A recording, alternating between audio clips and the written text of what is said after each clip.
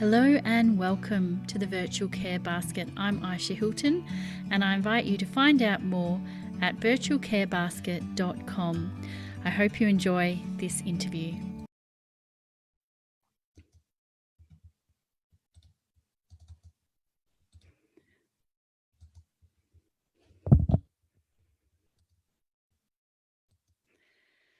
Hello and welcome to this episode of the Virtual Care Basket Cafe. My name's Ayesha Hilton and I'm your host for today. And I've invited a very special guest on today for one of my favorite topics.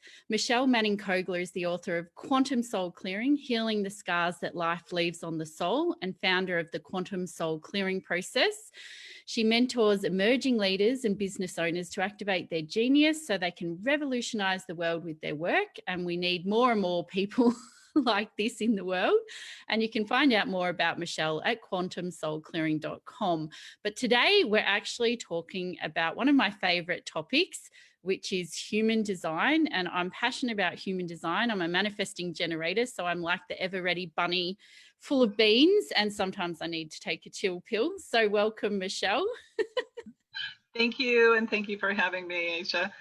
Oh my goodness. I love human design just like you do. It has changed everything about me. I mean, understanding how I show up, understanding how my clients show up, understanding how, my children and I interact and grandchildren and I interact. And it was such a profound level of information. And I know that you are a manifesting generator, and we're going to look at your chart, and I'm going to share some things, if you don't mind, some really cool things. I'm totally into being the guinea pig. I can share mine too. I'm actually a projector. So there are 5, and I don't know how much time we've got and how deep we want to go. So we'll just We've got an hour, so go deep. And we do have another projector on the call that I know of, and I know Christy Lee's a manifesting generator. So we've got like a nice breadth, I think. And if anyone wants to quickly do their chart, you can go to. What do you recommend? I just use Jovian Archive, but yeah, Jovian Archive is great. I use the Neutrinos program specifically, and also Jovian Archive. I've got both of them, so either one is great. And we're I'll put the link in there if anyone wants to rush off and do their chart while we're talking. Yeah, it's a great idea, because that way you can ask questions and we can follow along, and it's way more interactive, so it's way more fun. So 5 types of profiles, 5 types of profiles. Manifesting generators, projectors, reflectors, and manifestors. And reflectors are the most rare. They're about 1% of the population. Generators and manifesting generators are about 70% of the population. Manifestors are about 8%, and projectors like myself are about 12-13%. So, and each design actually has a unique energy signature. So generators and manifesting generators are attractive. They magnetize opportunities to them, which means that they also need to wait to respond to what's being magnetized to them. Projectors have this cutting through energy. They cut through all of the noise. They're designed to be leaders. They're designed to show people the way. We're relatively new as far as a design in humanity, and from generations. Manifestors have this energy that pushes everything out of the way so that they get the job accomplished. And then reflectors are really cool, because they sample. They're constantly sampling the entire over here and over there, and they're sampling all of the energy in the room, and they're kind of like little hummingbirds, over here and over there and up here. And so they're constantly tasting or sampling everything so that they get a broad view picture, and they reflect back to people what they see and what they experience. So those are the different types of designs that are in human design, and how energetically they work. And then there are profiles, then there are profiles, and we're going to look at yours. Can I share my screen? Is that okay? Yes, go ahead. Hopefully. I'll go back. Hold on. We have to share. We have to actually share. Oh, you know what? You have to. I've set it now. It should work. Okay. There we go. Okay, dokie. So this is yours. You can see she's a manifesting generator. Emotionally, she has emotional authority. So what that means is they're different centers that are motors. They're how a person uses energy. So for you, you're an emotionally generated manifesting generator. That means that you're constantly riding this wave of emotion. And those of us who have open centers, you have defined centers. You have a throat center here that's defined. Let me start at the top. At the top, this is the head center, the mind center. This is open. This is undefined. This is where you'll receive a lot of conditioning throughout the collective, because this is not filled in. These open centers are called undefined. The ajna center, this third eye center, is open. So again, this is an area where you're easily impacted by the collective. The throat is defined. This is your manifestation center. This is how people speak into being their will. You have an open self center. So this is also where there's a lot of programming that can get in, and it's sometimes hard to know and see yourself because everybody else's stuff is in there. This is the heart center. This is defined. This is also one of your motors. So you have a lot of energy. You have this, you said it really beautifully. You're kind of like the Energizer Bunny. Yes. The sacral center is what defines a generator or a manifesting generator. And this is this huge motor. It's just like go, go, go, go. Those of us who are projectors do not have that, and reflectors definitely don't have that. So we don't have a motor center that keeps us going like that. We tend to run in cycles. So we'll talk about that in a minute. The solar plexus is that emotional awareness, and this is where you are defined. But if there's somebody who has an undefined center, like one of these open white centers, this is amplifying all of your emotions. So, so you may be feeling this, this, and this, going up and down and up and down. And it may be being activated like 200, 300, 400% by those who have open centers, open emotional centers around you. So in my humble opinion, this is one of the harder ones, because until you are off of this up and down wave of emotion, because you have really high highs and really low lows, but until you have that landing where it's like, nope, this is what I need to do, it's really challenging. And it can be hours, it can be days, it can be weeks. And about 50% of the population is emotionally defined. They have this emotional center. So what this means, for example, I'll bet you have a lot of things that you've bought, and about 3 days later you're going, that was such a bad idea. Dang it, huge buyer's remorse. And what's really cool is you're easily talked into things, because people use that emotional resonance to sell things. So this is something that people need to understand. And then I'm going to show you mine and show you the differences here in just a second. This is the splenic center.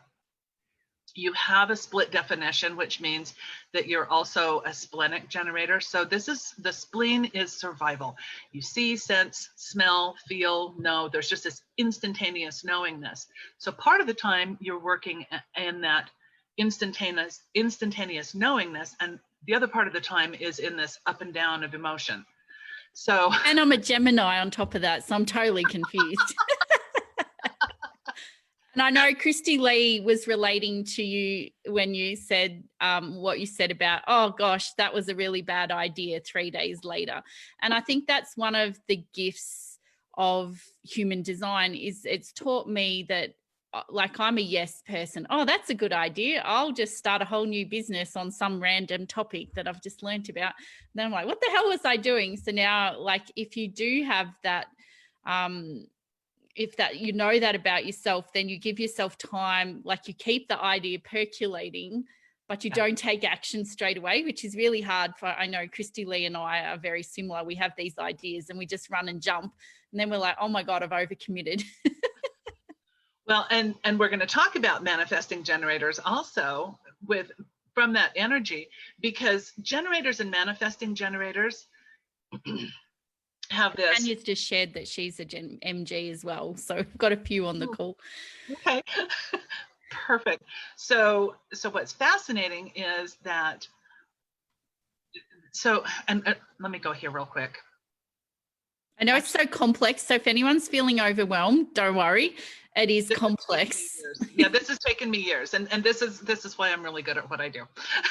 So manifesting generators, their mode, they need to wait to respond. They receive information in, and this is also for generators. Wait to receive, and then you respond. The thing about being a manifesting generator is you also have that energy that's like, oh, that sounds like a good idea. And you go, go, go, go, go. But it's like, you've been sitting on the couch and somebody says, oh, let's go for a walk. It's like, yeah, perfect idea. And so you've responded and you get up and you go to the door. But when you go to the door, it's like, do I really want to go on this walk, or was that something that somebody else wanted to do? And so you may get to the door and go, huh, that wasn't exactly what I want to do. I've changed my mind. I'm going to go sit down. And for some types, it's like, but you said we were going for a walk. Like, yeah, but it's really not in my best interest. So it's okay. You need to know that it's okay to change your mind. And I'm going to go back to this main data for just a minute. So, and I also want to finish this whole design. So we've talked about the head, we've Ajna center, the throat center, the self center, the heart center, the emotional center over here. We've talked about a little bit about this sacral center, the splenic center, and now we have the root center. And this root center is all defined, and you can see you've got these channels in here that are creating massive amounts of motion and power. This is a very powerful chart because you've got all of these lower motors plus this heart motor plus a direct connection from all of these up to the throat. So you are really good at also manifesting and creating and being of service to people. It's a very, very powerful chart. And then one of the gifts that I realized I had, but I didn't, it's one of those, you don't know you have it until somebody points it out and you're like, oh, okay. Yes. Oh, really? So what I do with my work, and as a projector, it's like focusing in and just being able to see. But I look at a person's design and I can see exactly where the design is blocked, what's blocking it, past, present, future, simultaneous, parallel lifetimes, family generational stuff, any outside interference, where what's in these centers, especially the open ones that are conditioning the rest of the design to not be living your unique design and bringing your genius into the world. And then we're also going to talk about the gene keys, because the gene keys work hand in hand with human design. It goes deeper. And Richard Rudd, who brought in human design, was a student of Ra Uru, who brought this human design piece in. Both of them are powerful, powerful methods of understanding who you are and what your purpose is in the world. And then my gift is actually showing people who they are, what's blocked, how we can clear that, and using my quantum soul clearing process to clear it multidimensionally so that it is gone once and for all, and then bringing in exactly everything that you want to create in your gifts and talents. That was a lot to say. Thank you. It sounds fascinating because, and something you said about like the undefined, I don't know what that white one is in the middle, like not near the heart. Like I say to some, like Shane, my partner and stuff, it's like I'm sure of myself in some ways, and then in other ways, I'm like, some people, they're so strong in who they are, like their core, and it might be that bit that's filled in for them. And for me, I'm like, oh, I bend here, there, whoever I'm with, and I don't know if anyone else can relate to that, whereas, other people, they're just like, they're like a bolt of like steel going through them. Whereas I'm like this little thing that goes in the wind. Kind of. And part of that is the emotion. Yeah. Because and it's also because you have an undefined self-center. That's sort of, yeah. But also it's because you end up kind of being pulled emotionally in different ways as well. So it's easy to sway when you don't have a solid self-center, as I'm pointing with my finger. Yeah. Me too, I was before. Yeah. So let me show you the difference, and we'll come back to yours specifically, but let me show you the difference between what a projector looks like and I'm fascinated because May's on the call and she's a projector, and I think like we all have different gifts and challenges. Yeah. Yes, absolutely. So mine is very similar, and I'm going to flip back to yours. Mine is similar in the fact that this head center and the ajna center is not defined at all. There's only, and here's an interesting fun factoid. Only 30% of the population has this head center and this ajna center activated. They're doing the thinking for most of us. We're being activated by what they're thinking, and we're picking it up through the collective. We're being defined or being conditioned is the right word by this other 30% of the population. So we've got one of those on the call because May's is filled in, I think. Cool. And Laura's a projector as well. So I think we've got MGs and projectors on the call today. Fabulous. And the ones, yeah, so awesome. My throat is defined like yours. My self-center is defined. So I know who I am, but my conditioning is to not know, because emotionally I pick up everybody's stuff and I have no real sacral motor. So I tend to work in cycles. And I've always said, I was married to a generator who expected me to be on 24/7. Projectors need to be focused. And I used to always laugh and say, when I found this information, I said the fastest path to death for a projector is trying to keep up with a generator or manifesting generator. I was married to a projector and I got so frustrated because he'd need a lot of couch time. And I was like, come on, you want to do stuff. And then he'd just never do them and I'd get like shitty. And I'm like, come on. I was like, it's quite interesting, the contrast of, because I have the never ending battery and then the projector doesn't have that battery, and I want them to get that battery. But if you had known that about him, you could have used that on time with him to create amazing things. And I didn't know either. It created a lot of distress in my relationship with my former husband. So yes. I did actually, we were able to harness my energy to do he did an MBA, we wrote a book, we did lots of things. I don't know if other manifesting generators have this impact on people, but people suddenly start doing stuff when they're around you, they're suddenly a bit more energized. Well, and it's true because we have these open centers, we actually need you guys. We need generators and manifesting generators in our lives to give us the energy to do things that we don't normally get ourselves. Mm. So, with a conscious generator or manifesting generator partner in your life, you can harness that energy, use that energy, especially as a reflector or a projector, to accomplish things. As long as that generator or manifesting generator is aware of what's going on and is willing to work with the cycles that you go through, it can be an amazing partnership, absolutely amazing partnership. So when you're saying you go in cycles, so I'm just thinking of May and Laura, like, do you put stuff out in the world, then come back into yourself? Like, what does the cycle sort of look like? For me, it looks like I go and go and go until I drop. I don't even recognize how tired I am. And then I need like a week's worth of sleep. So that's not a really healthy way to do it. Yes, we need to be more aware before you drop down onto the couch for the week. Yeah. Right, exactly. So for projectors, it's really learning what your energy cycle is. Now, I also have a friend who is only a mental projector. Only these two top centers are defined for her. Out of the whole chart. Out of the whole chart. My oldest daughter is also one like that. And she tends to go and go and go and go and go too.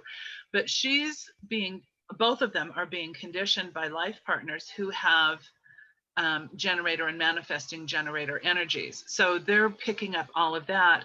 And when you have just these two top centers defined, you can pick up all of the collective energy through all of these other centers. And then you may need to do something really physical, like my friend, and she does yoga and she works out and she boxes and she does all of this stuff. But it's also important to recognize, and I'm going to go back to your chart for a second. It's important to recognize generator and manifesting generator energies. So they're picking up all of that. I can hear you twice. Have just these two top centers defined. I don't know where that's coming from. You want to mute it? There we go. Thank you. So coming back to your chart, and I kind of forgot what I was talking about. We were talking about cycles. Oh, I know what it is. So those manifesting generators and generators that have the sacral defined, you have to burn out all of your energy every single day. It's like you've got to let the phone battery run dead so that you don't destroy the battery. Does that make sense? Yeah. And I think Christy Lee and I both do that. And yeah. I'm just sharing that, May likes to burn the candle at both ends and then just rest. She's a projector. And Laura also likes working in cycles, and that really resonated with her. What I have found as a projector is how important it is for me to get plenty of sleep. And I really do need a lot of sleep, somewhere between 8 and 10 hours a night. And to really honor that, I spent a good part of my life overdoing. And the thing about a splenic, let me go back to my chart. The thing about a splenic projector is that the spleen is about your immune system. And it's about instinct. So you'll walk into a room, or anybody who's splenically defined, you'll walk into a room, let's say you walk into a restaurant and something smells off. And it's like, I don't want to be here. And it's that instantaneous knowing. It's that instantaneous blink of an eye knowing of what's right and what's wrong for you. And you need to listen to that. Sometimes it comes as a whisper, more often than not, until you learn to listen to that authority, that inner authority, it'll come as a whisper. And every time you ignore it, it's wrong. Now, other people who are completely undefined through the splenic center may have a completely different way of learning. So those of you who are sacrally defined specifically, let me go back to Ayesha's here. Am I saying your name right? I'm sorry. Ayesha, just think I. Ayesha, got it. Thanks, my love. Okay. So those of you who are sacrally defined, you have to run information through your body. And so if you have your chart and you know that you're sacrally defined, I want to do something really fun with you. So close your eyes and ask yourself a question. Let's see. And it's going to just be a yes, no answer. And usually you have to have somebody else ask you the question so that you can respond to it. So the question is your name Ayesha? Yes. And just go, Now, and the sound is, And then everyone else would be going, So the question is your name Ayesha? And can you feel that in your body? And so let me ask you a different question. Is your name John? And can you feel that in your body? Yeah. Isn't that interesting?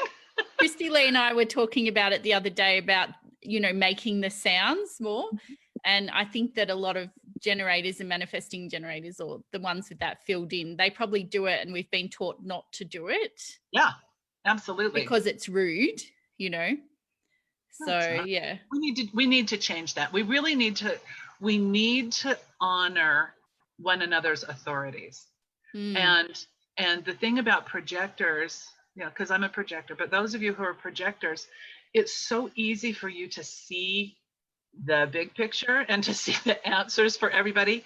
They don't care. They don't want to know unless you've been asked. So I know May can relate to that. We've talked about it. It's like, and I know with my ex-husband as well, they know so many things, but no one's listening. And it's so frustrating. Networking used to be a screaming nightmare for me. It was like, I'm just going to go sit on the wall because nobody wants to see me. Nobody cares what I have to say. And it really creates this bitterness because we don't feel acknowledged. So I'm going to go back to this part over here. So you're a 2-5 profile hermit heretic, and we're going to talk about that in a second. And you also have this right angle cross of planning. So earlier in this call, we were talking about, and let me just go here real quick. I want to read this because it's so powerful. So this right angle cross of planning is you bring the energy of enthusiasm for finding a better way to do things for the collective. The logical energy is amplified when you identify with or are passionate about what you wish to improve. You tend to do this work by taking ideas and deeply analyzing them to make life better. Your key role is to bring together the spirit, the cheerleader, and the talent while looking for the depth of the solution. Your challenge will be finding the resources to make what you need happen, because you need to find that outside of yourself. What's powerful about that whole thing is that's exactly what you're doing with this whole project during this period of time. You're finding solutions, you're finding a better way to do things, you're connecting people, and you're creating this whole new awareness throughout the entire world. So you are literally living your design. Isn't that cool? That is cool. It's so funny because the word planning, I'm not good at planning. Like, I make a plan and then I never stick to it. So yes. So, and it's interesting with the hermit heretic. It's like the hermit just wants to, like, I think that a lot of us, when people talk about being an extrovert and an introvert, and I don't relate to either of those. And when I looked at this heretic hermit profile, I realized that I love being by myself. I needed a lot of time alone, but I'm also wanting to go out as well. So it was sort of confusing because we sort of simplify extroverts and introverts, but to me it's a continuum. And it's a cycle as well. Yes. For you, it specifically is a cycle. And the heretic is also a person who's bringing new information into the world. You get a lot of stuff projected onto you. I'm a 3-5 profile, which is a martyr heretic. Oh, yes. I think we've got another martyr on the call. Anyone else a martyr? Yeah, so I'm supposed to bring new information into the world, changing the paradigm and creating this whole new way of thinking and being and doing. And as the martyr, I'm constantly crucified for it, which creates a lot of bitterness in my profile. So May's also a projector with a 5-1 profile. So 5 being the heretic, bringing through new information and having a lot of shit projected onto you. And what's the 1? I forget what the 1 is. It's an investigator. She's constantly looking and investigating for ways of doing things better. And it's that constant searching out of truth and information to make your life as well as the collective better. And then Christy Lee's a 1-5. So we got lots of 1-3. So she's the martyr investigator. Yeah, exactly. So isn't this cool? Isn't this just so fascinating? It's like another language that you're learning to understand yourself. Yeah, exactly.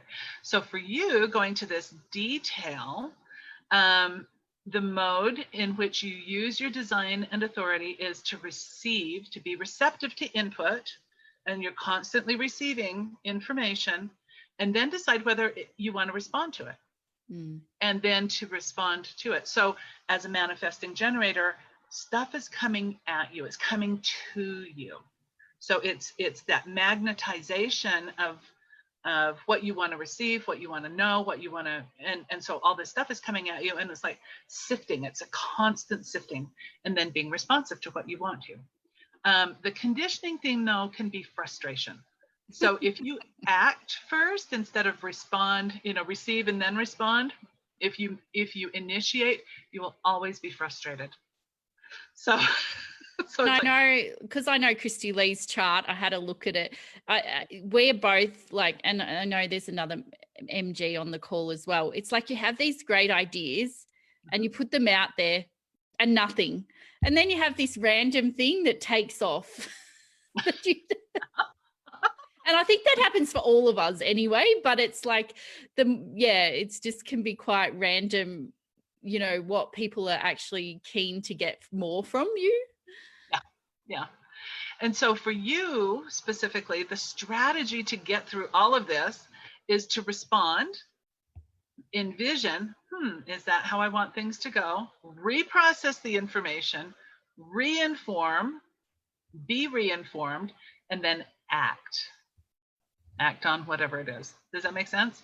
Yeah. So receiving the information, you can envision what it is that they're, and it can also be a very collaborative process. Reprocess the information, inform again, let people know, okay, this is what I'm going to do, wait for that response, and then act. And that inner authority is that emotional solar plexus. The mental strategy is to know yourself. What do I really want? What do I really want? And the reward will always be satisfaction. For you, satisfaction is like, the best thing ever.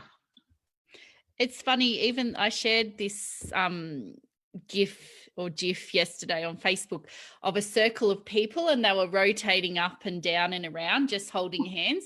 And I'm like, that's so satisfying to watch, So with if we went back to your chart, what's your reward for the projectors on the— Great question. So mine is, as a projector, I have to receive, I need to be receptive. So I need to receive information. I need to wait to be invited. That's my strategy. I've got to wait to be invited for everything. And is that really annoying? Yeah. Totally annoying, because it's like, but I can see how this needs to be done, and I could. Is there a way for a projector to encourage invitations? Yes. Yeah, yes. Because I'm just thinking of the projectors on the call, because I know that's the frustration that they experience, is that they want to share this amazing information that they've brought to consciousness, and then they're like, no one's inviting me to the party. Right. So part of it is waiting. It's that being receptive, waiting and not injecting, and then asking, can I share with you what I'm seeing here? Okay, yeah. Would it be okay to share with you? Yeah, ask.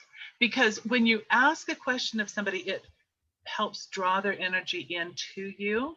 So like at networking meetings, if you go to networking meetings, when all this is over, when all of this is over, if you walk up to somebody, I saw you from across the room. I was really fascinated. Tell me about yourself. Because that's an invitation for them to talk about themselves. They may never ask you about you, but it opens up a conversation so that the opportunity is there for them to say, oh, well, what about you? Okay. And keeping that focused attention and asking questions also opens up more and more opportunities for them to ask about you. I guess that really asking permission and just being aware of the bitterness that can arise, because it must be really hard being so wise sometimes. I used to say to my children, I know, and this was long before I knew anything. They used to call me Robo-Mom. It was like, she just knows everything. It's just terrifying. You can't put anything past Michelle, I'm sure. Well, it has been done. But I used to say, I wrote the book, I invented the game. You're never going to get away with anything unless I let you. And they'd say, yeah, whatever. And it's like, how did you know that? So with the mental strategy in yours of knowing the other, is that something that all projectors have? Usually, yeah. Knowing Yeah. the other, because we really do know what the other person needs, but and that's the frustration, because we do know, we instinctively know. The problem is most people don't want to know.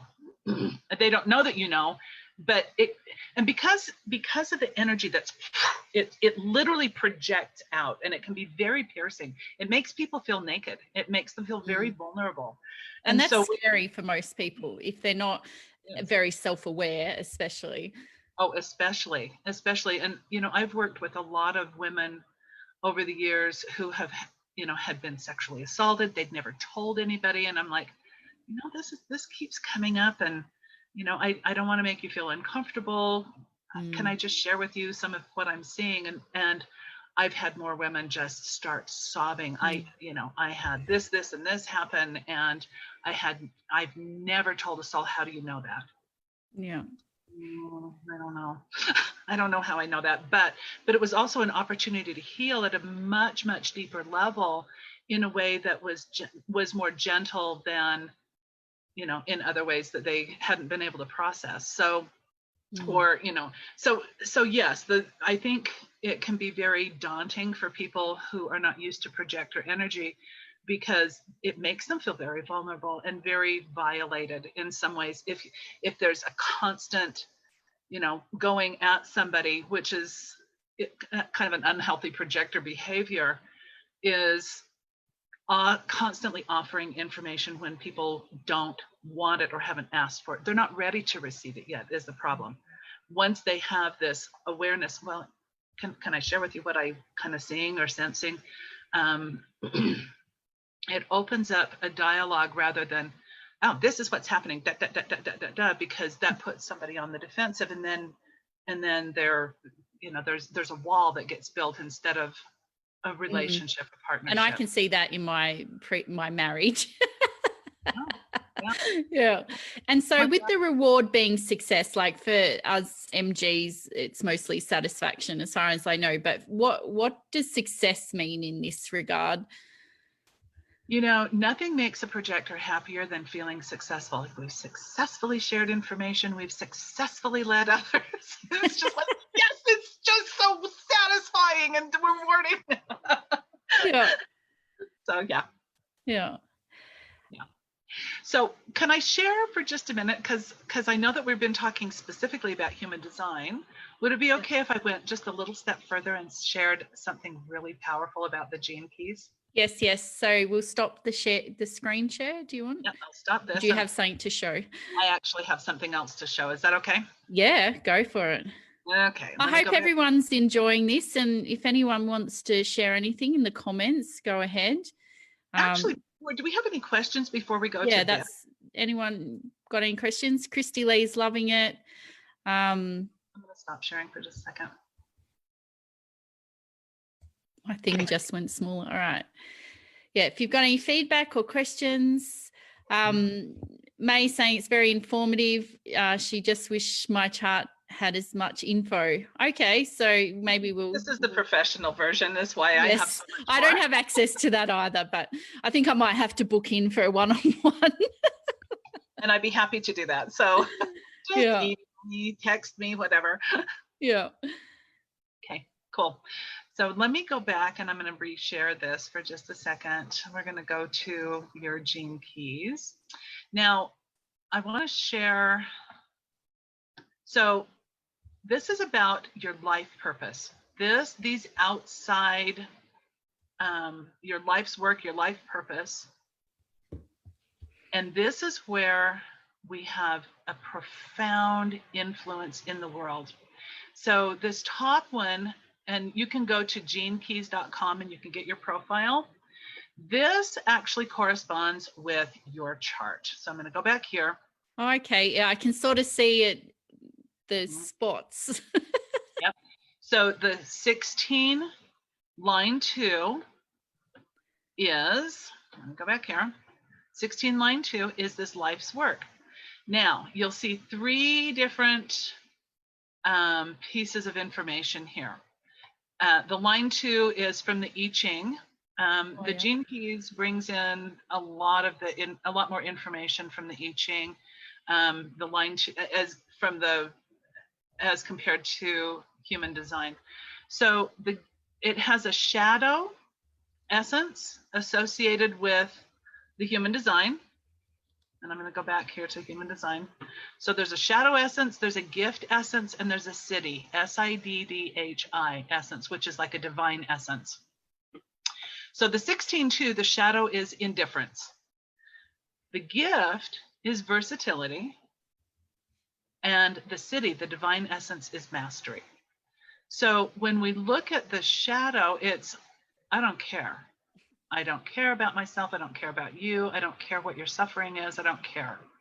And it can be that indifference that we feel, and it may not be active, but it may be underlying. It may be the wound that's created based on a certain developmental period in your life. What happens is when we step into the gift of versatility, you step into the essence of being able to see both sides of the story. It takes you out of indifference and it brings you into more of an essence of compassion and the ability to balance other people's needs with your own needs, to be versatile in speaking to that person. It can also, and then when you move into the next phase, it takes you into mastery and self-mastery. So that's your life work. It's teaching people how to be versatile and teaching people mastery or self-mastery, taking them out of the indifference, out of the helplessness, hopelessness feeling that is created by indifference. Isn't that powerful? Can you see that in your own work? It's interesting because all the different jobs I've had was all about helping people see how great they are. Exactly. So it sort of resonates with that. So to generalize for other people, like the gene keys, they're related to human design, but they take it to the next level? Yes, yes. And gene keys are really powerful because it's literally working with how the Mouth wide genome, open like I was at the dentist. Oh. yes, it's literally the human I genome. can't speak a sentence. I don't know what that is. Is I don't that know either. you? It's not me. No, everyone really- else is muted. So if people go to the genekeys.com and they enter in their birth details, Mhm. will that website help them Yes. understand this, or do they need to go to someone to unpack it and get their head around it? There's a huge amount of information on here. Taking it and bringing it in personally is a little bit harder without some mentoring, but there's a ton of information on the site. And Okay. Because Richard I'm Rudd trying to make sure it's relevant to everyone.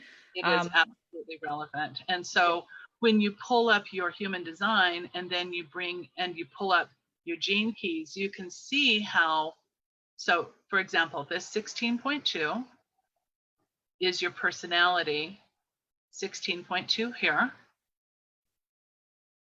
And then 9.2 is this piece. So this is your sun, this is your earth. And then when we go to the next piece, let me click back here, 37.5. I'm so confused. I know. So it's like science. Cassandra's just joined us and she's an astrologist, so she's probably used to looking she's loving this then. Complex information. But for me, I'm Right. like, so what were you jumping between those two things? Right. So this is so what I did not explain. Let me go back and pick up a missing loop here.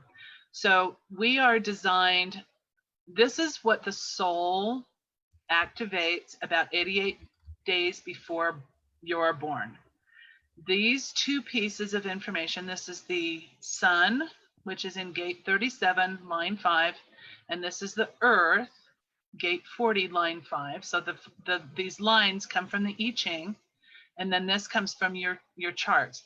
This is activated by neutrinos in the universe. that it's what the soul, it's how the soul is actually designing your life. The personality, and let me show you what this looks like. So this is what it looks like. This So is the I'm just seeing the chart. gene keys page. Okay, and look on, yeah, hang on one second. So this is your design. This is the combined chart with design and personality. And then the design is, this is what the soul has brought in to look at. This is what the Are soul. you swapping screens? I am kind of. And yeah, no, it's not swapping for us. darn Maybe it. if we just stop screen and reshare. Okay, stop screen. It just wasn't moving. I don't know why. So what's the neutrinos? Neutrinos? Right. Neutrinos are actually these little, so in science, and this is my science geek that just goes absolutely nuts here. Yeah. So in science, these little neutrinos are coming from different parts of the universe, and they're streaming onto the Earth.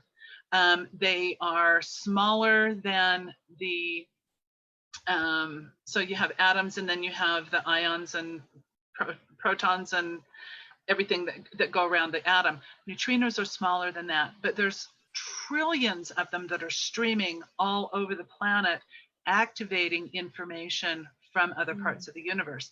And those neutrinos are what are activating your human design and activate that soul design 88 days before birth. Now let me see if I can share this. And so if you were premature, like I was 12 weeks premature, which in the 70s was quite a long time.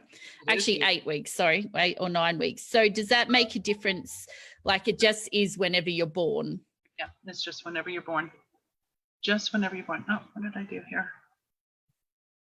Oh, great, now I need to stop share again. Yeah, I think it's been a bit weird.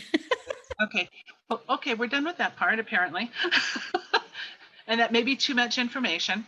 So I think we need a separate one on just now that we've got a bit of an understanding of human design. We almost need level 2 of just the gene keys. Yeah, because this is things. What I want to share briefly, and I won't go into detail. These 4 outer pieces all connect together, and it's about your life's work. So that's on the gene keys. So when we go, can you just try and share a gene key thing just to show us which ones you're talking about? Yes, absolutely. And Rachel said she's fascinating because she's never heard about people talk about what happens before birth. So, all right. So we're seeing the gene keys, my gene keys chart with the 16-2. Right.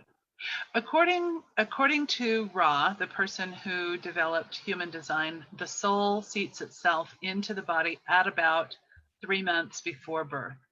And so the neutrinos that activate right about that time are what the soul brings in with it. Okay, yep.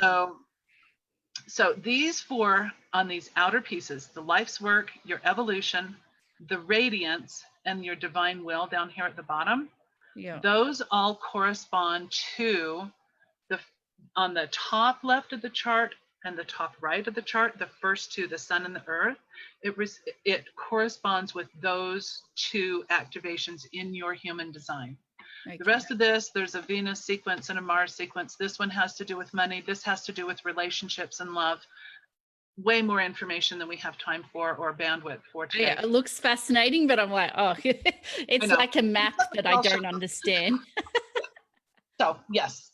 So if we go and do our gene keys, what are the key, are they the 4 things we should look at? The life's works, evolution, purpose, and radiance. And would we be able to then sort of mishmash together some sort of understanding of our purpose and life's work? Yeah, absolutely. Absolutely. I can't wait to go and have a look now and have a play. And I'll just ignore the bits in the middle for now. Yeah, just ignore the bits in the middle. We'll do another one on this much later. Yeah, no, it sounds good. So I was wondering now, like a couple of people have got questions. Yes. I don't know if you have a good understanding of the crosses off the top of your head, because I know there's quite a lot of crosses, but May's a left angle cross of masks. I don't know if you can look that up. Pulled up. Yeah, I have that chart pulled up. What are the numbers, May? Is that the like the 5-2 or whatever?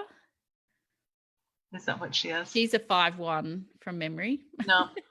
It would have. This one's the 13-7, discernment, guidance, simplicity, and insight. Thanks, May.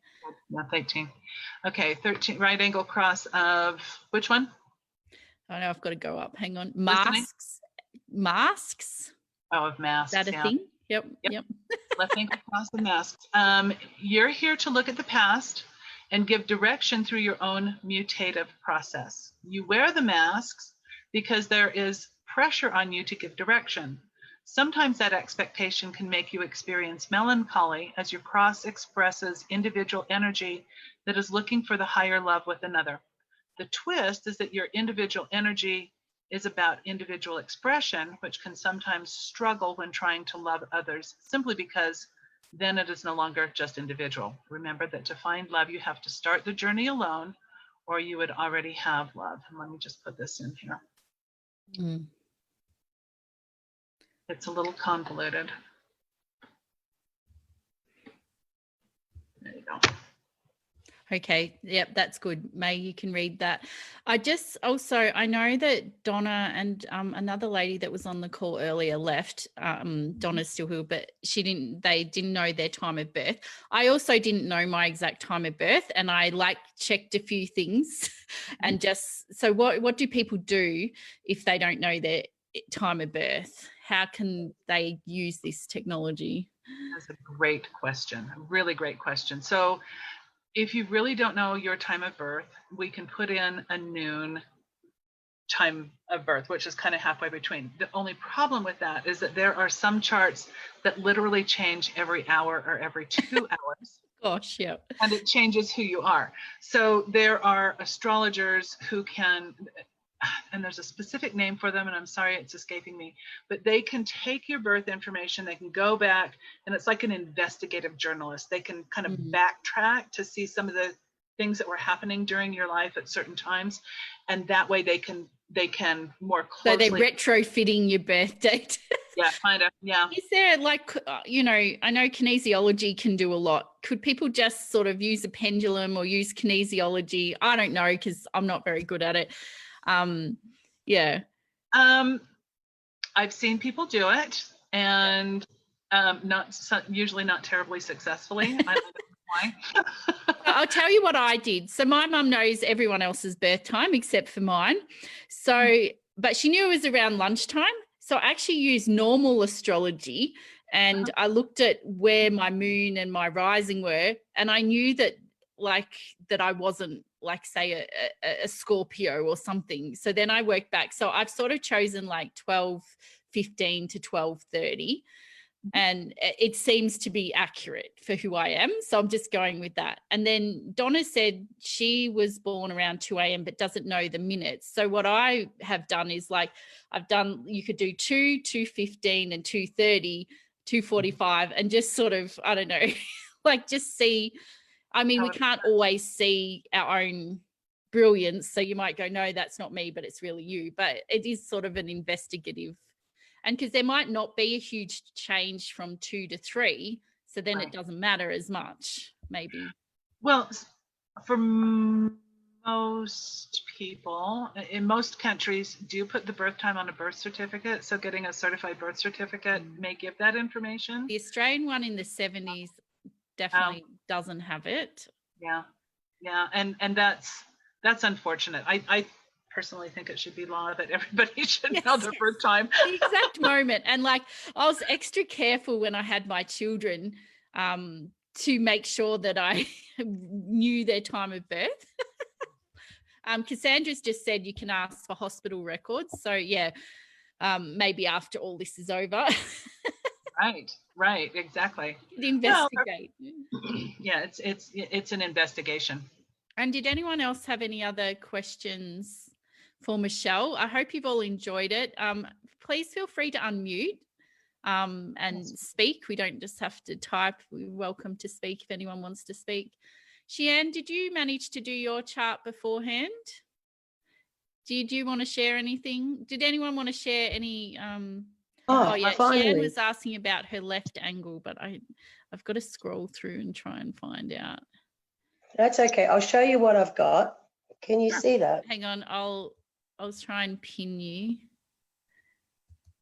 All right, so you've got green up the top. Can you see that, Michelle? Just go backwards a bit. Yep, stop. It's not, I can't tell the left angle cross from there. When you look at yours, Cheyenne, does it give you the left angle cross of what? It tells me that I am frustration. There's one. Go figure. Yeah. Right. Yeah. Left angle cross of defiance. No, not me. And are there numbers? So tell me the numbers that are associated. 21494. 219494. Yeah. 2/1 and then the slash and then 494. Okay. Yes, let me put this in the chat for you. I'm not defiant at all. That may not, the words can be misleading. Yes, they can. Yes, they can. So the left angle cross, whether conscious of this energy or not, you're here to step out of line and represent the other way of doing things. So, your perceived defiance may be small or great, but your goal here is to bring about variations from the norm. It's about doing things different from the status quo. Most of the time it will result in slight variances coming into acceptance. And this occurs not from your action, but rather from the perception of your action by others. It's in this way that you lend your design to society, tweaking those things that are mired and in need of change in order to be better. I think we've got a lot of people on this call, because I know pretty much everyone on this call, that we're here to have an impact and make a change. May's just asking if she could show you her chart. We've only got a couple more minutes, but if you have time. Thank you so much. Before I go, both of you, Michelle. Here's the link also to find, thank you, and I'm sorry I interrupted you. Here's the link that I put in here, loveyourhumandesign.com incarnation crosses.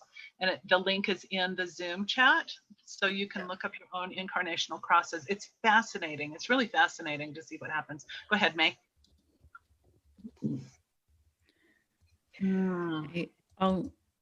How do I get to speak to you personally? Do you have one-on-ones? Yeah, I do, as a matter of fact. You can email me at michelle@quantumsoulclearing.com and we can set something up if you'd like. I will get that too. Yep. Yeah. The not self theme. I don't know whether I should be concerned. Okay. Where is May? Can you give me can you type in the chat what your cross is? Mine was the cross of masks. The cross of masks. Oh, okay. Yours is the cross of masks. Okay.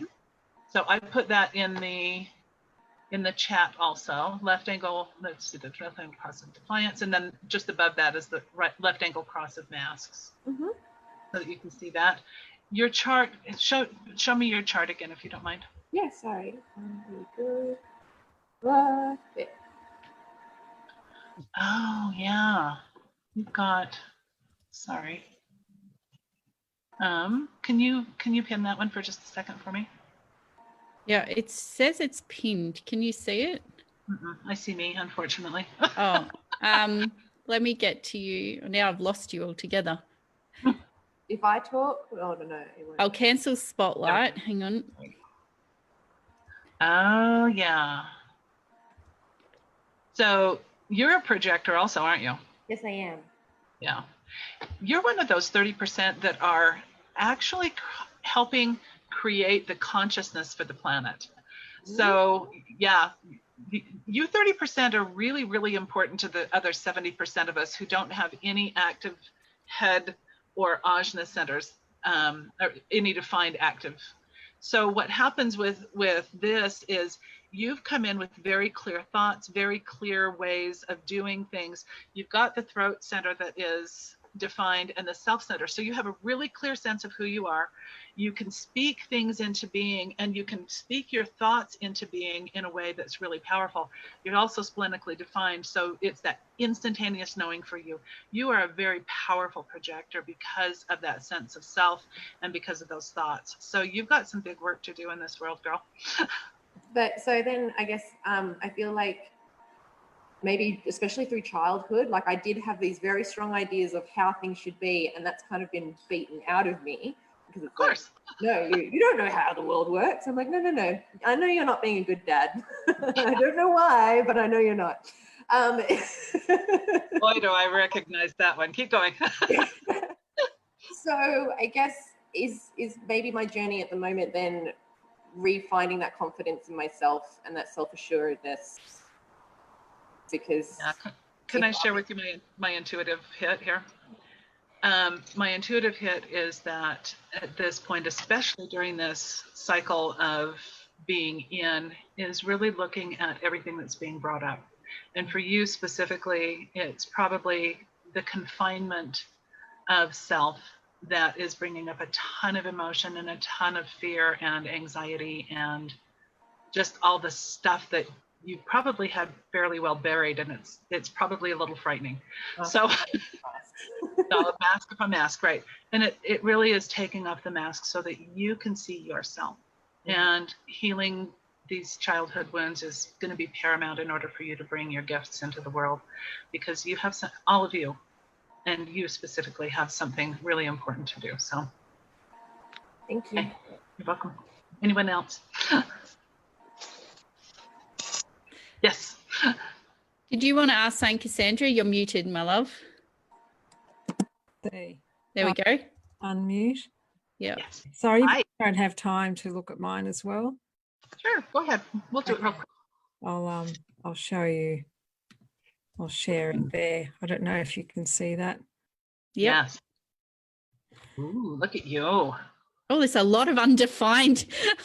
lot of It's energy. very intense, but that's me. Can you scroll up just a little bit? Let me see something else. Is this why when you look at a chart like this, you're seeing someone really intuitive? Yeah. And the right angle crosses of tension.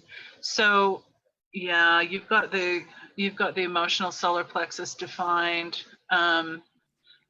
Scroll down just one more second. Let me just look. Oh yeah.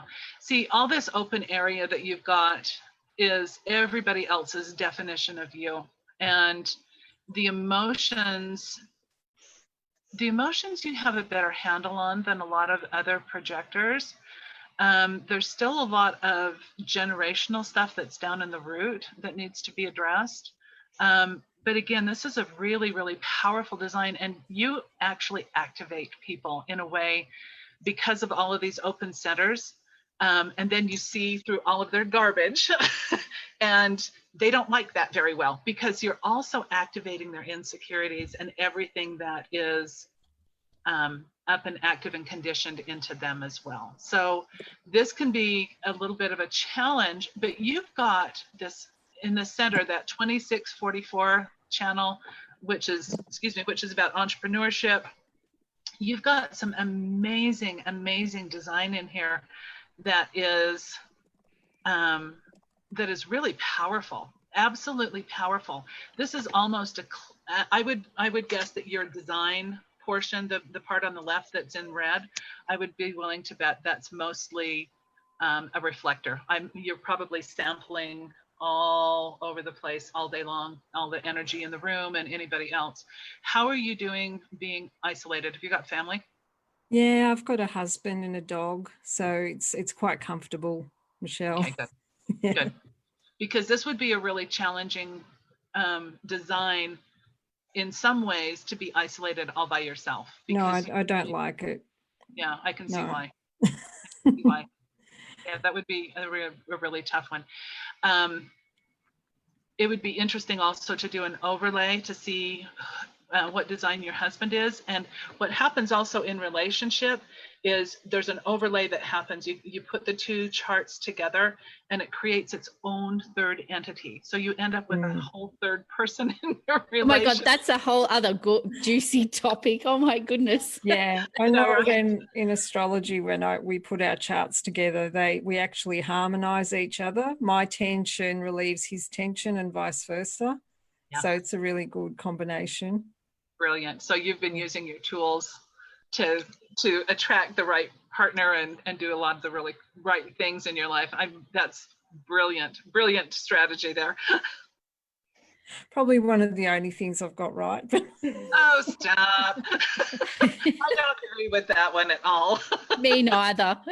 And I know some people are probably quite confused. I know I'm like, I want to book in with Michelle right now. Yeah. We have one other person that was wondering if they could just share for like 2 minutes. I know we're going over time, but we're all just so fascinated and I love it. Want to learn more. We could just, I don't suppose you're running a human design course that we can do. I actually am, yes. I'm like, ooh, because Christy Lee shared a free human design course, but it doesn't go into this depth, and it's sort of like you need to be able to ask questions as well. Okay, and Christy says she shared on my Facebook, so let me grab this. Oh yeah, you did. And then the other person was Jennifer as well, or Jen. So if you've got time, while you look that up, I'm just going to run to the loo because I've just drank a pot of tea. No problem. So excuse me, and I'll let you you control. Yes, awesome. So Christy Lee, if you'll unmute yourself, you're manifesting generator also, or a generator? Manifesting generator. Okay. You also have such a cool design. You've got this single circuit, which makes your life a little easier than others, because when you have split definitions or triple definitions or quadruple definitions, it's like the life is in segments. Yours runs pretty smoothly. You've got a really good idea, even though you have an undefined self-center. You have great intuition, amazing third eye intuition. You see things that a lot of other people don't see, and you see things in a way that other people don't. Do you do photography?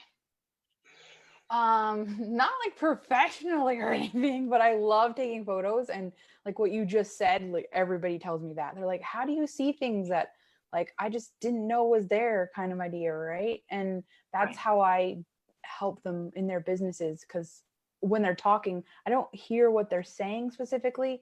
I hear like a whole plethora of stuff, and I'm like, whoa, I can't keep up with this. and that's really evident in your design as well. So, you know, you're emotionally activated as well as splenically activated. Are we able to see her design? Oh, no. Yeah. Do you want to share that with everybody? Yeah, that's fine if you want to. It helps to see what you're talking about visually. I know we're nearly done, but Christy, do you want to pull that up? And while she's doing that, May has a question. So human design love compatibility. Should projectors be with other projectors, or so that they don't feel so pushed and rushed? Like, do two projectors just lay on the couch? No. No. No. As a matter of fact, I dated for a little over a year another projector and together we actually created a manifesting generator. So, so that was your combo. It was. That's juicy. Cool. Oh wow. So I guess it depends like on their chart as much, not just being a projector or not a projector. Right. We had a ton of compatibilities, but the one thing that was not, we also had a lot of head-on stuff, you know, and it wasn't overt, but it was, you know, that what's the right word I'm looking for? Stubbornness. There's the right word. He was stubborn, I was stubborn, you know, and it was like, I'm never going to get what I want. And emotionally, you know, there was, anyway. Yeah. So, but no, in many respects, we were an awesome compatibility match. Yeah. Oh. There you are. Thank you for answering that. So this is Christy Lee's. Okay. Scroll up just a little bit. So that, because she's got the third eye ajna filled in, is that where the intuition is coming from? Yes, and the then cool she's thing got is the what throat. she sees. Yeah, the cool thing about this is that what she sees through that third eye lens, she can very easily bring into manifestation because of the throat. And this is a full channel right here, the 4323. Let me just pull that up real quick because this is really, I don't have this off the top of my head. So Everyone on this call has the best charts. Like, we're all awesome. we are. And this is what's really important to understand is there isn't a bad chart. No. There really, but it's understanding the strengths of that chart and then the areas that could hold you back. Right. Right. And even though something is in your chart and it looks like, you know, a disaster or a perceived disaster, it doesn't, oh my gosh, that's horrible. It's not. It's just an awareness of what needs to be worked through. And oftentimes, and this is not per Ra or anybody else, but what I'm seeing when I do the clearing and activation of people's charts is when we clear the blockages out of what appears to be a major challenge, the whole chart shifts and your whole life shifts. So there's some really cool things that happen when we do this clearing and activation, because it's like it opens up the motor. It's like going from, you know, a little Yugo, so to speak, to a Ferrari, and it's like the whole design can actually flow and move and take you to where you want to be. It sounds very powerful. So the channel, we're all like, ooh. Right. This channel, this 2343 from the throat to the head right here, this little teeny one, is really about painting a bigger picture for everybody. It's the insight that breaks into ground and can change how others view the world. So how you use this is really helping others to see who they are. And so what you said, Christy, was absolutely brilliant. It really is helping people and speaking that truth for others so that they can also see who they are.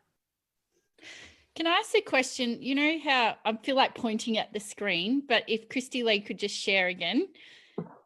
Sorry. So there's these like half filled in channels of red, say the 22 going halfway up and then the 21. Yep. Like, what are those sorts of things? Like, she's got a lot of those half things. Yeah. Great question. Great question. And what do the colors mean? Like, red is something and your design, and then black is something else. Right. So the red, if you look on the left, there's all these numbers on the left that are in red, and then the ones on the right are black. So the red is the soul design. It's what the soul has brought in to work on this lifetime. And the right, the black, is the personality. It's the normal astrological chart that people work with. The combined chart is what creates this body graph. So when you have the 22, for example, that just has the red line, that means that it's activated at the soul level. If you look to in the center of the chart where there's it looks From like the half 15? a rainbow. Go down where it's red and black. Oh yes, from the 26 across, or the 59. Both. There's three of them that are well, there's actually four. So from the heart center, there's a half of a channel. That gate is activated. Which one is it? The 40. Which one is that? 40. Yeah, the 40 is activated both personality and design. The 29 is activated both personality and design, and this 26 is also activated personality and design. So are they things that are stronger because they're in your design and your personality? And then if it's only halfway through, what does half a line mean? Great question. It means that gate is activated. It's not a full channel. So you see these black long lines that connect one center to another. Those are called full channels. And that one, because it's black, is the personality. It's what you want to do it's how the personality is designed itself, the being itself. And then so that means that there's a full channel. The channels have huge energies to them. The gates also have really strong energies to them, but when it's just half done, it just means that the gate is I'm activated. not gonna lie, Cassandra, you look kind of hot. Oh, what's that? That is so weird. That's like the second or third time it's. I there's a know, I'm bleed just going to mute everyone else who's not I talking. think it's Jack the troll, actually. It's Jack Knopf, actually. You get it right, please. Who's Jack? I'm trying to learn. What do you mean? I can't see Is that your okay? name on here. Oh, there you are, Jack. It's Jack Knopf. Okay, welcome. So, Christy Lee, did that help you hearing from Michelle? You can stop sharing now, my love. Yeah, it did for sure. Because especially like all the things that were like connected, I was like, I don't know what that all means. So that was really helpful. And I think it's good, like now it's like learning a new language, and I've got to understand what all the bits mean, and it's totally, okay, Jack is getting removed. Sorry, we did have a troll. There you go. Goodbye, Jack. Remember that little intuition thing Michelle was talking about? Yes, my heart's pounding. I was like, is he going to share porn like they've done on other the Zooms? We should do Okay. his human design. Jack, put your human design information in. Let's get that done, boy. Yeah, I've kicked him. I booted him out. Good Okay. job. There was one more super confused person, Jen. My heart's pounding after that. Let's just clear that energy. Oh, We're clearing troll energy out of here. It's all good. I So literally, my heart's like, Breathing in, oh. transform, flash burn, purify, and sterilize that troll nasty energy. All the surprise, shock, and awe, clear it out. But it was easy to kick him off at least, so that was good. But my hand's actually shaking a little bit. I don't know why, the energy was weird. So, Jen, would you like to share yours? Down the bottom of your screen, if you're on your computer, there's a share screen, and you have permission to share your screen. I know it's not going to be porn. Right. So generator. Ooh, okay, another very open one. And oh gosh, we've got the candy cane lines. Wow, this is really cool. So you're an emotionally generated generator. Again, way open. Yeah, the candy cane lines are the ones that are both design and personality activated, so they have much stronger resonance. Those are big players. For you, there is this energy of you have this immense drive for, and you're a 2-4 profile. You've got an immense drive to be of service in the world. I would be willing to bet that you also have an open, yeah, the candy cane is much more significant than one or the other because it's both design and personality activated. The not self theme is to feel frustrated. If you don't wait to respond, you will always feel frustrated. What's interesting though is it feels like there's a lot of energy. You have a lot of thoughts going through your head. For you, it's going to be absolutely critical to drop down into that, so deep down into the body, and use the and how do I want to say this? It's almost my sense is that emotions feel scary for you for some reason, because it feels like you may not be in control of them. Does that make sense? Yep. And so being okay with allowing that flow of emotion, that up and down, until they settle, it's your biggest gift to feel. And I know it does not feel like a gift. You're like, I don't want to do that. My sense is that you probably have other people around you amplifying this emotional center as well, and have had since childhood. Mm-hmm. And so, and emotions probably were not appreciated or valued. They definitely weren't in my home growing up.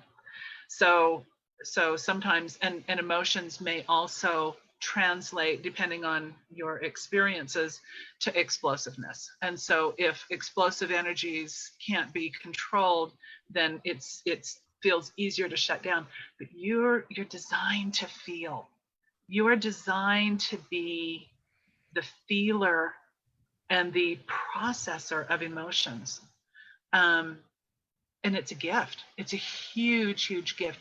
You have this other open design that is so powerful and so profound.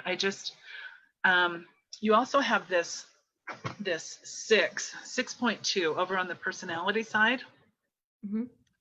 And I want to share with you something really important about this from the gene keys. The shadow is conflict. The gift is diplomacy. And the city is peace. That's beautiful. So your purpose in life is to bring peace out of conflict. I got goosebumps then. You are uniquely designed to calm and bring peace to any kind of conflict. Your superpower is your emotion. And so you are the pathway to peace, is what you are being uniquely designed to be. And you have within this particular gene key of 6 line 2, it's the ring of alchemy. You are the alchemizer of great conflict into one of great peace. So, and there's more in your design. You've got a powerful design as well. It looks open, and it is. And there's amazing, amazing opportunity here for you to live a life once you connect with those emotions and recognize them for the gift that they are instead of the shadow that you're afraid of. Does that make sense? Yeah. I feel quite emotional listening to this. I got a bit teary because I know Jen and not very well. And it's like, I feel like this is an opportunity when we hear you talk about each person, you can sort of fall in love with fall in love with each person. And I'm hoping that from hearing what Michelle's sharing, you see just how amazing each of you are who is on the call, you know. Yeah.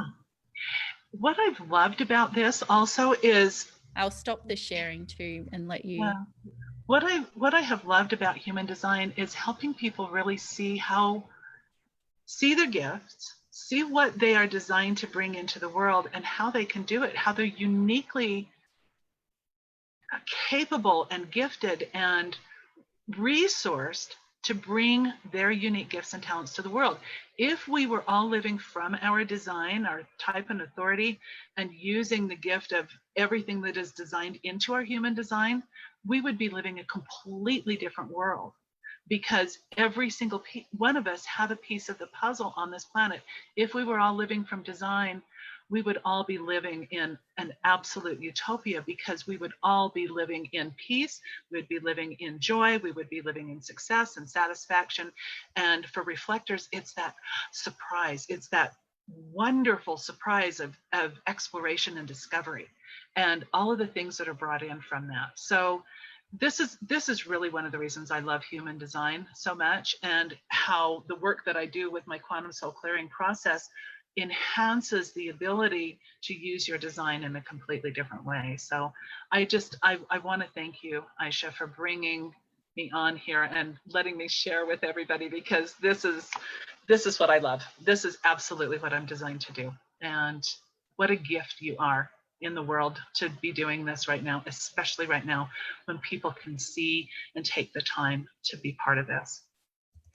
Thank you. I'm really emotional. I don't know if anyone else is feeling it too. And I don't know if it's partly after the shock of that dude coming on and sharing his screen, but I feel like quite fragile, but in a beautiful way. And I just want to thank you, Michelle, what you've shared today. You've been so generous with your time and your energy and your expertise. And I know lots of us are going, oh, I want to go look at gene keys now. And I could just talk with you all day about this. So thank you so much. And I'll just share some of the love. Lots of appreciation from May, beautiful and amazing from Christy Lee, Donna's saying, thank you, girls. This has been very interesting. Sounds like I've got a bit of investigating to do because she needs to find out her time of birth. And Cassandra's saying thank you. So thank you so much for joining me. This is another Virtual Care Basket Cafe event. I think I'll have to have you on again, Michelle, if we can find a time that suits, because Love that. I think we all want to jump in deeper with you. Thank you. So, I would thank anytime. Yes, I know. And you can find, if you want to listen to this again, if it's still a bit confusing, it will be on my Facebook page, and I've popped all the links in the chat, but I've also went and popped them into the Facebook event, and I'll update the post with the links up the top so you can find them. But yes, thank you. Let's all give Michelle some love. Thank you. Thank you so much. Thank you, everyone, for participating. Letting me play at the level that I do. Oh, thank you. I'm like, oh, this has been like one of my favorite experiences. So thank you so much. And I hope everyone else has enjoyed it as much as I have. So thank you, everyone. I'm going to stop the live. Hi, this is Ayesha again. I hope you enjoyed this video. Feel free to subscribe and to check out the website virtualcarebasket.com. You can also find out more about me at ayeshahilton.com. Have a fabulous day.